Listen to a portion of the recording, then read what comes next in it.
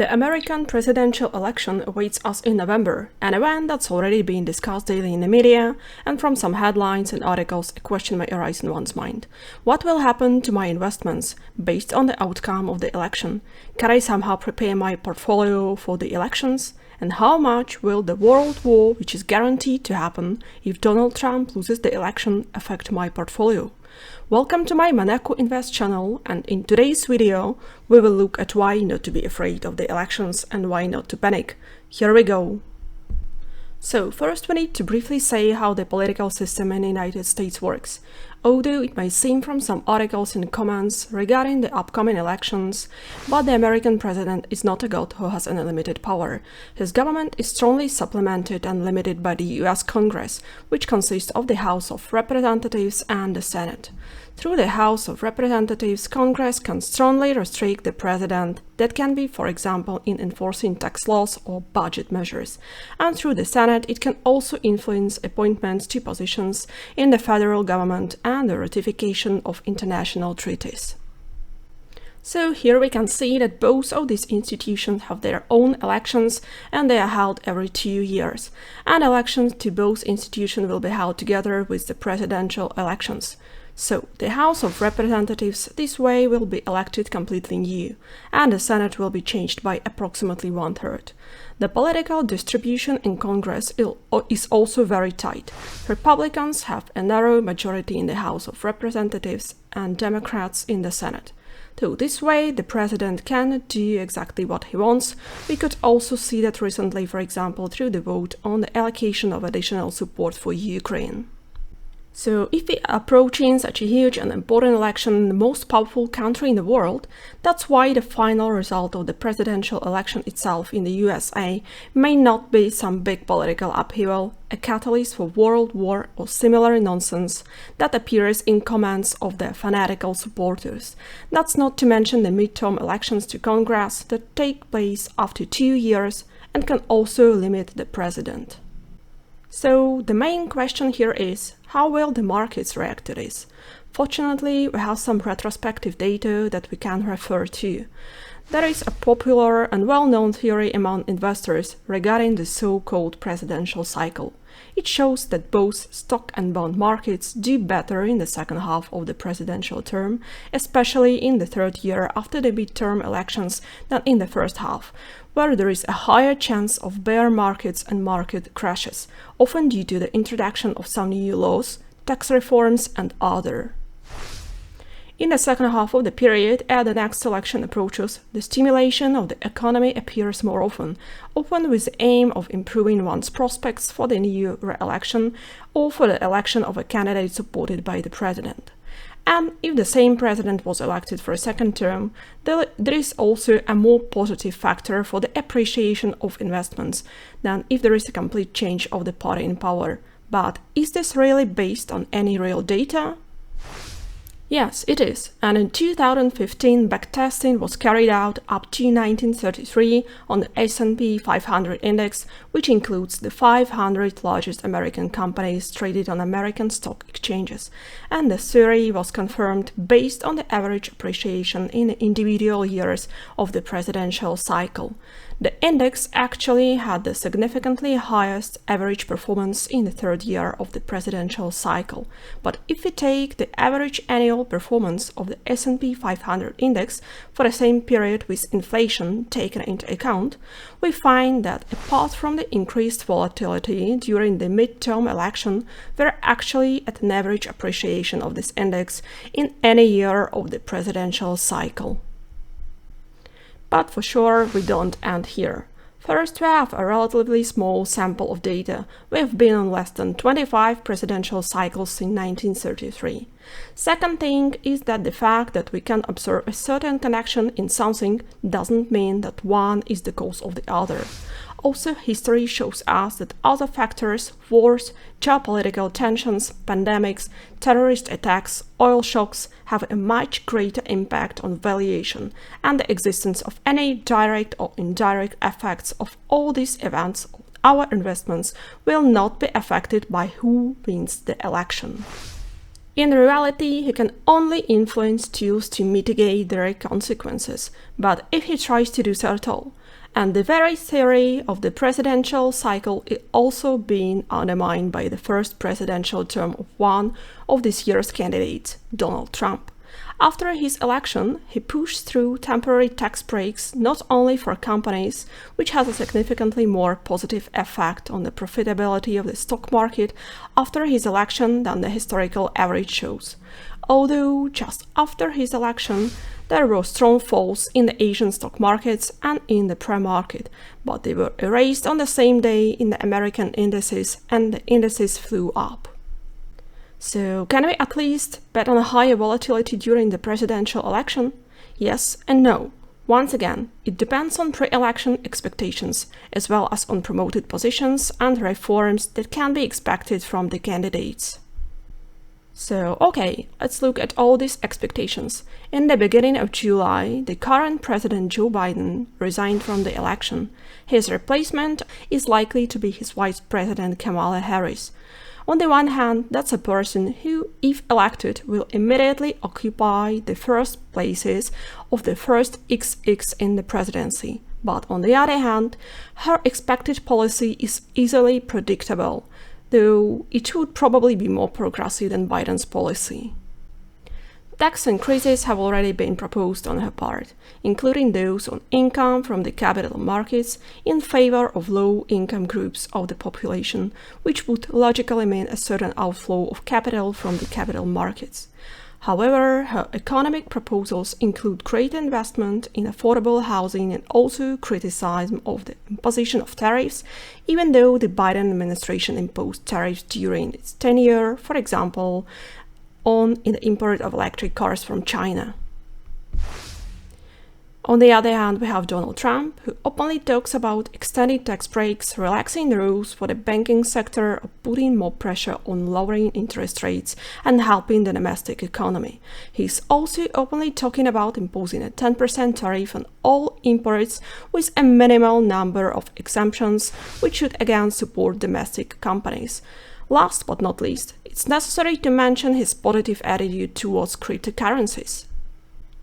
The markets then reacted with growth to the increasing chances before Biden's resignation, but the question is whether this growth was really a sign of significantly increasing chances for the election of Donald Trump, or good inflation and economic data that increased the chance of faster interest rate cuts.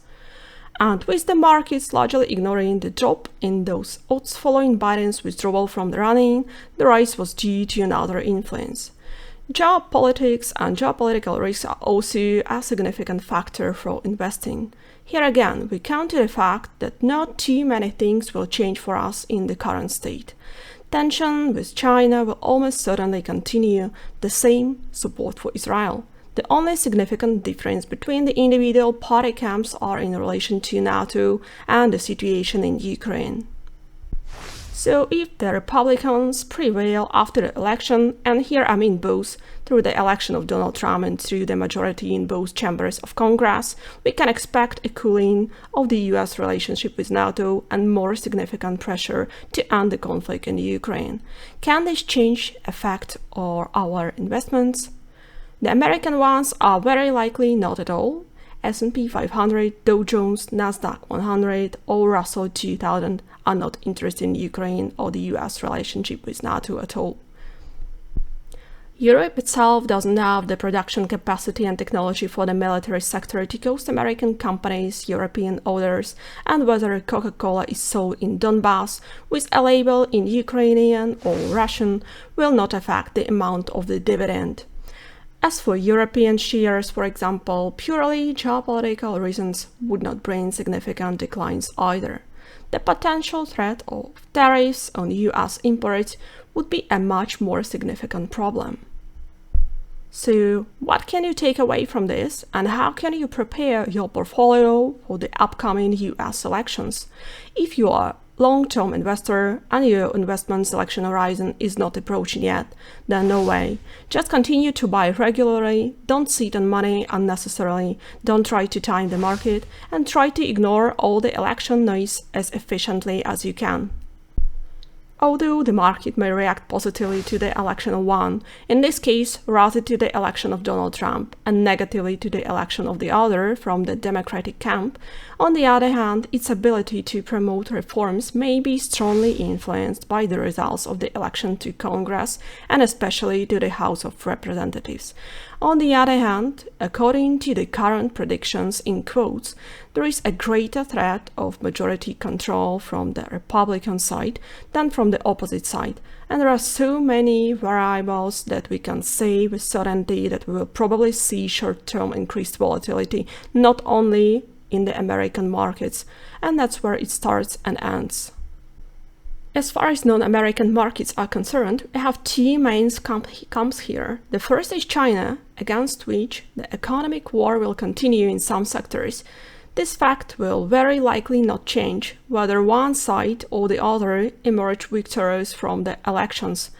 The other camp rather wants the Democrats to win, and that's especially the European Union and the rest of the developed world. Donald Trump's proposed 10% tariffs could damage the recovery of these economies and could, in the medium term, cause an outflow of capital from, for example, European stock markets to the American ones. On the other hand, similar measures were also discussed during the first candidacy, and in the end, nothing came of it. Again, I would not avoid investing in European shares for this reason. So the next question is, can we somehow profit from the upcoming elections? Yes, we can. One of the ways is the various possibilities of using the expected higher volatility, whether through the VIX index or another similar index. The second way is individual sectors, which based on the election of one of the parties could outperform in the short term. These sectors are typically the energy sector, healthcare, real estate. Again, a lot depends on the individual campaigns. And in order to enforce more significant reforms, the control of the given party in Congress will again be necessary. As far as the current campaigns are concerned, in the event of a change in the White House and the status quo in Congress, we could expect more significant growth in, for example, banking sector, especially in terms of regional banks, which have still not recovered from last year's crisis through the proposed easing of rules for banks by Donald Trump campaign. As for individual stocks that could benefit from the change, there are discussions and guaranteed tips about them as well. I won't go into a lengthy list of different stocks and add to them investment thesis why this practical stock will outperform the market because of the election results. The connection alone doesn't make sense. If the company is not well run with a well-functioning business and a competitive advantage, neither will the election. They won't help.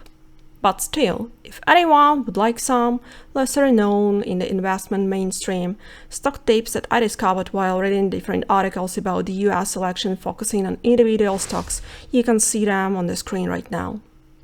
That's only a tip for possible further research purely out of interest.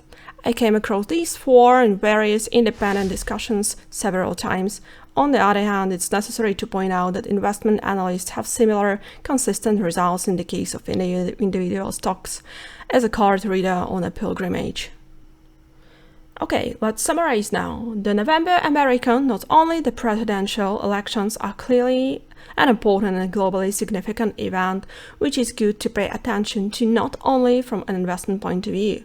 And although there are different articles, analyses and comments from both sides that try to cause panic or fear that if the other party is selected, then the end of the world will occur, the decline of civilization, a world war, and so on. Despite debates and assassination attempts, nothing is happening that should endanger your investment portfolios, mostly invested in American stock markets or bonds in the long term. From a realistic point of view, we will either see a continuation of the current policy, which is obviously positive for the markets.